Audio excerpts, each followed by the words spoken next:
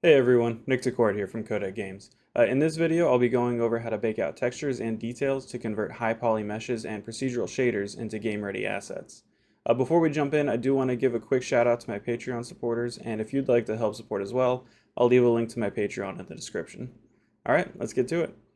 Alright, so to start, I'm going to do a quick walkthrough of the scene just to kind of show what the starting point should be. You can see on the left here, I have my high poly object, and on the right, I have the low poly. But if you only have a single object and you're just trying to bake out some procedural shader information into a texture, this will be the same process. You'll just get to skip a couple steps because you're not worried about transferring information from one object to another. That being said, whatever you're baking your textures to, whichever object that is, you do want to make sure it's fully UV unwrapped, and you want to be sure of a couple things in there as well. So I'm going to jump over to the UV editing tab real quick, and if I select everything, you'll see that it's unwrapped, but you also want to just make sure that there is no overlap of these faces. And you also want to make sure that there's some space between the faces as well, because when we bake our textures in, we're going to be extending past these faces a little bit to make sure everything is fully filled in. And then also for me, I'm going to be actually taking this piece here and separating it out because when you have closely overlapping faces like this, it's easy for the bake to accidentally pick up the wrong information. And in my opinion, it's just a little more straightforward to separate them out and do a separate baking process. So I'll just hit P real quick, separate that by loose parts. But if I jump back into object mode, you can see that it still retains the UV space and there's still no overlapping. So if you have a bunch of separate parts, just make sure that when you unwrap them, there's no overlap between all of the parts. All right, we'll jump back over to the layout tab. One other thing you want to be sure of here is that everything is shaded smooth. So if I look at the high poly real quick and shade flat, and then kind of zoom in here, you'll see that there's these ridges along where all the edges are. And if we leave this as shaded flat, those ridges will actually show up in our normal map. So I'm going to switch back to smooth real quick. And then lastly, if you're baking from a high poly to a low poly, you want to make sure that the two objects are overlapping as close as you can get them. So I'm just going to snap this back over, and it's okay if there's a little bit of like faces clipping through here. We can actually adjust for that during the baking process. All right, so next I think we can go ahead and start setting up our materials. I'm going to go ahead and select the low poly, and then I like to do all of this in the shading tab.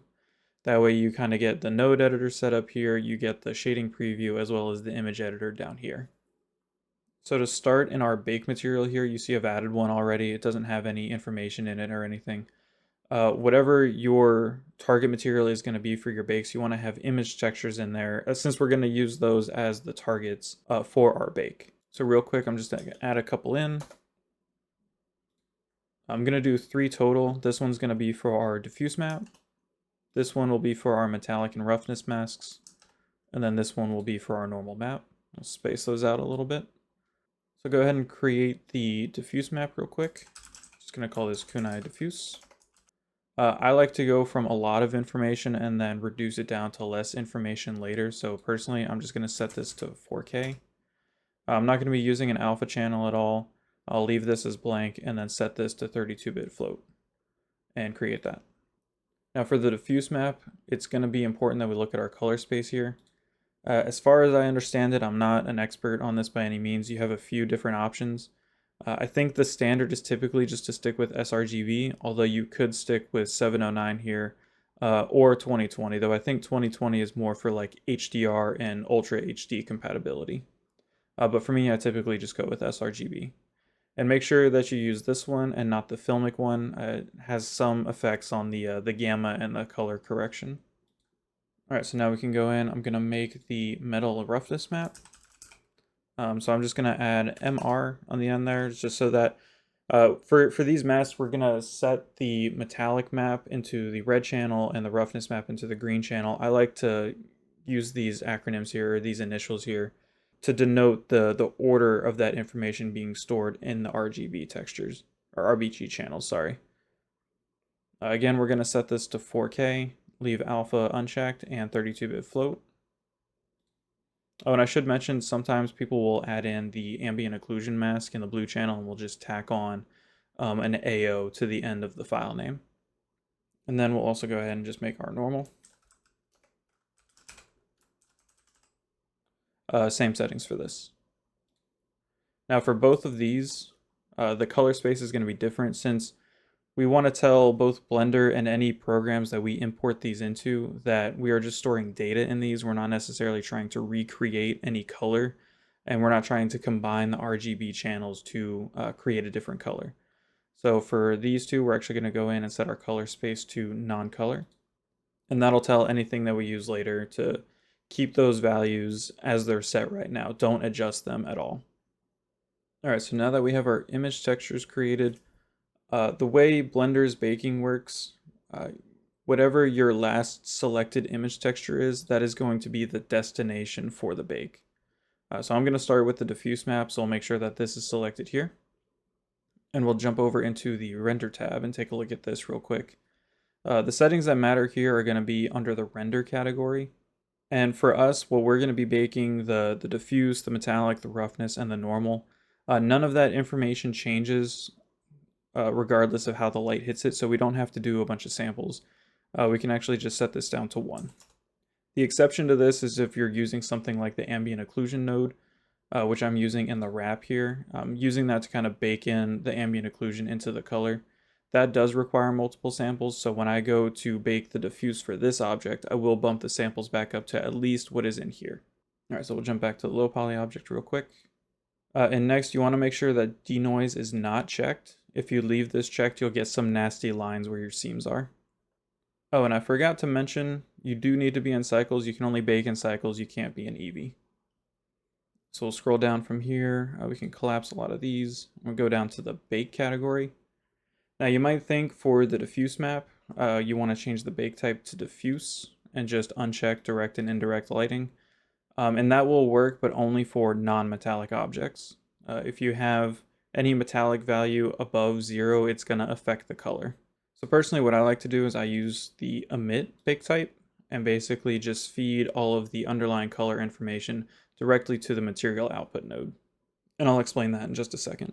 Next, since we're baking from a high poly to a low poly, we want to have selected to active checked. We don't have a cage mesh, so we're just going to leave that unchecked. And this extrusion value is going to depend on your object. Basically what's happening here is if we go into edit mode and select all the vertices, and if we Alt S to scale along normals, that extrusion amount is basically doing this operation and expanding out your low poly mesh just a little bit, or really just to whatever value you have set there. And you want to make sure that this extrusion amount is enough to expand your low poly object so that it's fully surrounding the high poly. But the benefit of doing it in this setting instead of manually setting it yourself is that you're not affecting the final geometry of your object. So I'll undo that, go back into object mode. For me, I was fine with 0.5 centimeters. This is a pretty small object and I don't need to adjust the values a whole lot. But again, it's going to depend entirely on your object. Next, we want our output target to be image textures, and I'm going to uncheck clear image.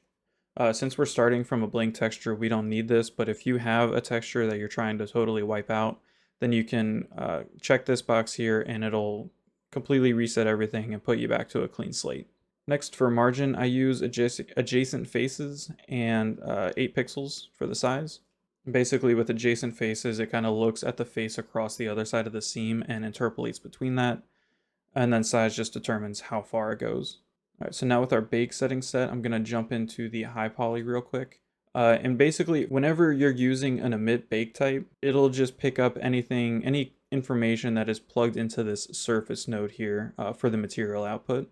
So like I said, what I like to do is I'll just grab whatever the underlying information is for the base color, and I'll just Control-Shift-Click with the Node Wrangler add-on and feed that directly into the surface for the material output. And if you want to see the preview, we can isolate this and switch this to the emission render pass.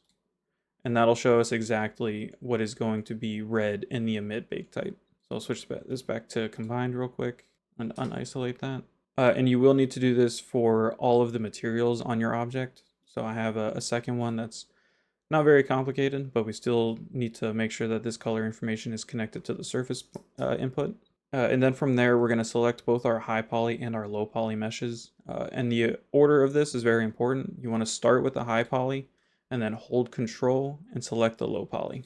And then lastly, before I hit bake, I like to make sure that The texture that I want to bake to is actually the active image texture, and you can also double check that in the image editor here in the title bar. And since we're using the one we want, we'll go ahead and click bake. All right, so you can see we got our color information for the blade portion. Now we just need to do the wrap. So jumping into the high poly object here, again, we want to make sure that this color information is being routed to the surface node, or the surface input for this node. So again, Control Shift click. And then again, we'll grab our high poly object, hold Control, select the low poly, make sure the diffuse texture is selected, and hit bake. All right, so now if we zoom in here, you're gonna see it's kind of splotchy, and that is because I forgot to set the samples up to 16, which is what I'm using in the ambient occlusion node for the wrap. And we'll go ahead and bake again.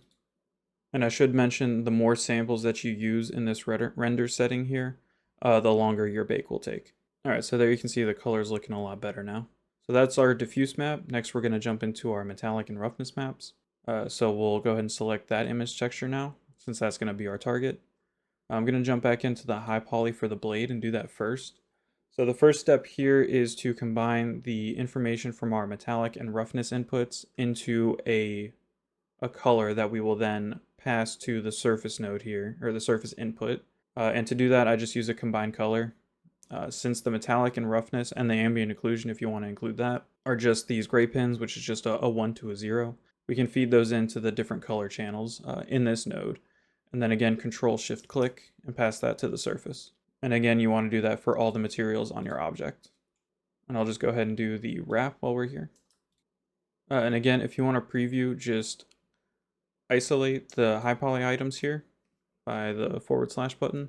And we'll switch this over to emit or emission. And that's exactly what's going to be baked out. All right, so now that we have that set up, I'm going to go ahead and select the high poly blade and hold Control and select the low poly. Make sure that the metal roughness map is the one that is selected. Make sure bake type is set to emit and hit bake.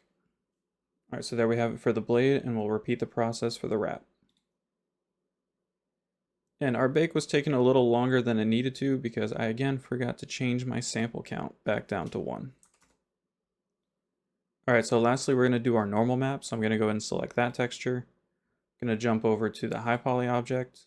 And for the normal map, we're actually gonna reconnect this shader node here for both objects and for all our materials. And then for our bake type, we're actually just gonna switch that over to normal.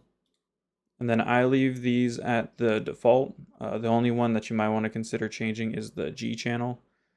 Depending on if your program uses OpenGL or DirectX, it's gonna be positive or negative. Blender uses OpenGL, so I leave that as positive. And then when I import things later into Unreal Engine, there is a import setting to automatically swap the Y, invert the Y, sorry. So I will just leave that as is. And again, we'll repeat the process here. Select the high poly, hold Control, select the low poly, and bake. All right, and we'll do that one more time for the wrap. Again, select the high poly, hold Control, select the low poly, and bake. All right, so now we have all the image textures that we wanted. It's important to note right now that these textures currently only exist in Blender. And if you want to actually save them and use them in other programs, you need to go over here. You can either hit Alt-S, or you can go into this menu here. And if there's an asterisk here on this image, that means it's not saved. So we'll go over here and hit save. All right, so OBS didn't capture this file view window when I recorded this the first time, so I just wanted to pull this back up real quick. And show the settings that I use here. So for file format, I used PNG. I leave the color depth, and compression all to what is the default, which is just RGB, 16-bit depth, and 15%. And then for color space, for the diffuse map, I left this as sRGB since that's what I used in the program. And then for the metallic and roughness map and the normal map, you can go in here and change this to non-color. But then for the diffuse map, if you use 709 or 2020, just make sure that that is selected as well in this window. And then you can just hit save as image to save the image. All right, so now I like to compare the two side by side. So we'll go ahead and unisolate these. We'll grab the high poly, kind of just move that to the side real quick and reselect this. And I am going to go ahead and recombine these two items here into one object. And then next in here, let's clean this up a little bit. We'll move these over here, reorder them a little bit. And then these image textures will automatically use the UV space by default, but I think it's just good practice to add in a texture coordinate node and a mapping node. And I just added that in with Control T with the Node Wrangler add-on. And we can reuse these nodes for all of these textures. All right, so we'll plug the color into base color.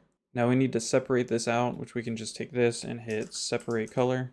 And we'll grab the red for the metallic and the green for the roughness. And then lastly, we'll need to add our normal map. So we'll drag off this, search for a normal map node, and use it as the color input. Make sure this is set to tangent space since that's what we baked to, and then plug this into the normal map.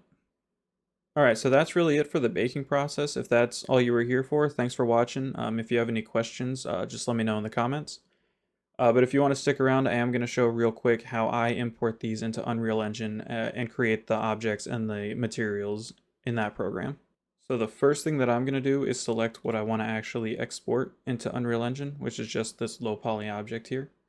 With that selected, I'll go to File, Export, and then I think with a static mesh, you could use OBJ or FBX. I typically just default to FBX. All right, so OBS also didn't capture my export settings the first time around, so I just want to do a quick walkthrough of that again. I have an Unreal Engine preset over here that I use. I just limit to selected objects, select armature and mesh, and then the most important things here are really just setting X forward and Z up for the transform. Apply unit and use space transform is going to depend on your object. I usually make sure that everything is already set to the units that I want to use in Unreal Engine in Blender. So I usually just leave that as is. And then for geometry, I usually set the smoothing to face. I've had good results with smoothing groups as well, so I'm not entirely sure what the difference is between those two, but I leave this set to that. I usually make sure modifiers and faces are triangulated and applied before I export, so that's going to be up to you whether or not these are checked. And then vertex colors I just usually leave set to sRGB. And then since this is just a static mesh, we don't have to worry about the armature or animation here. And then from there you can just export the FBX. And with that, we're going to switch over to Unreal Engine.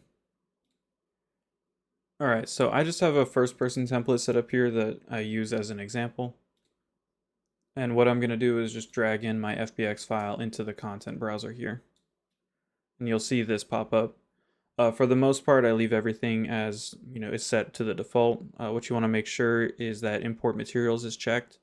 And this will basically just create a material slot on the mesh in Unreal Engine for all of the faces that are assigned materials on your object in Blender. And then down here, we want to import our textures as well. We want to detect the normal map. And then for the normal map, since we baked it with a positive Y, we want to go ahead and flip that when we import it. Let's go ahead and click import. And you see the issues here. It looks like since the mesh and the material had the same name, it didn't like that, so it automatically changed the mesh name here. And you probably noticed the diffuse map looks a little bit lighter than it should. So to change that, we're going to go in here.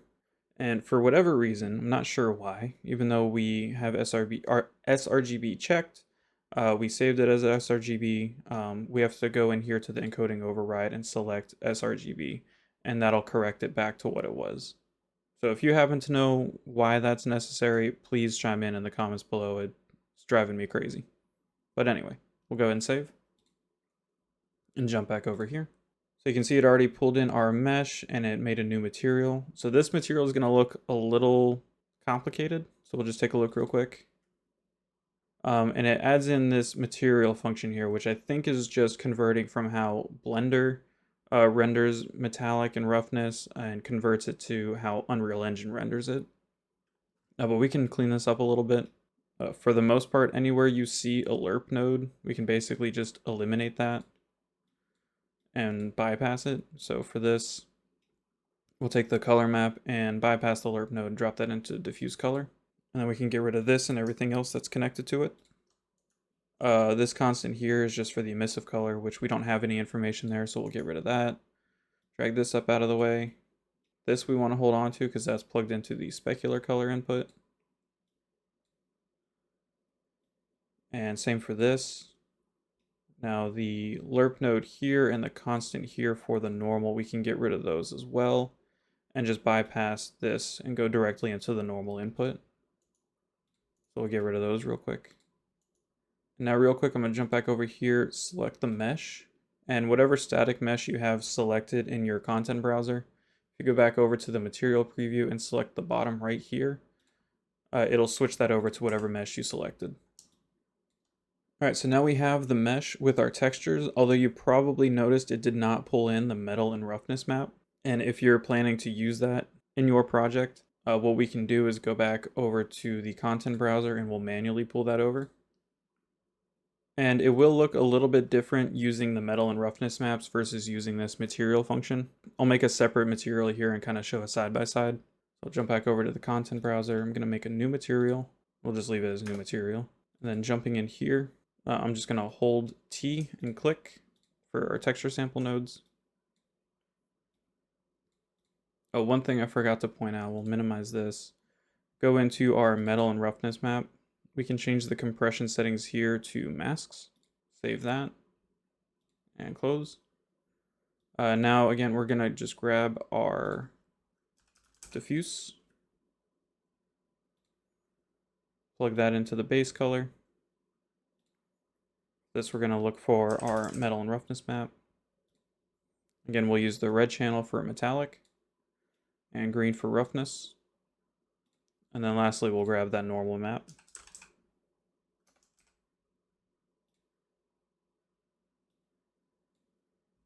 And I think since we've changed the compression settings, it'll automatically change the sampler type here to masks as well. All right, so go ahead and save that.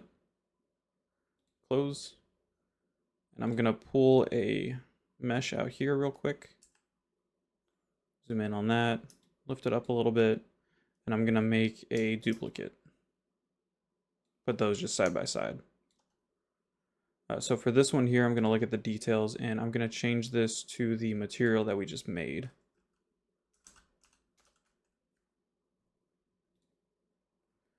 And as you can see, it looks a little bit different. The metallic portions are a little bit darker than the one that uses the material function node.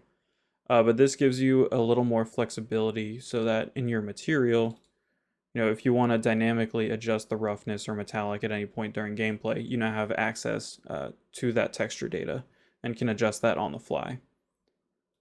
Whereas with this one, the input is just this, set value here and this set vector here. I'm not entirely sure where it gets this information from, but it's just a little more convoluted and a little more difficult to control dynamically. So it really just depends on your project, on what you need. But that's kind of the side by side. And then if we jump over here to optimization and shader complexity, you can see that side by side, they're basically the same. If we look at the pixel space and vertex space down here, there's not much of a difference between the two.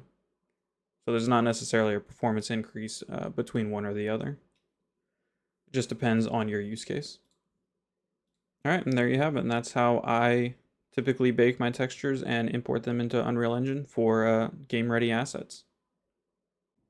All right, so that's the texture baking process that I use. Hopefully this video helped you out, but if you do have any questions, definitely drop them in the comments below. And lastly, if you enjoyed the video, please like, subscribe, and hit the bell. It really helps me grow the channel. Thanks for watching, and I'll see you in the next one.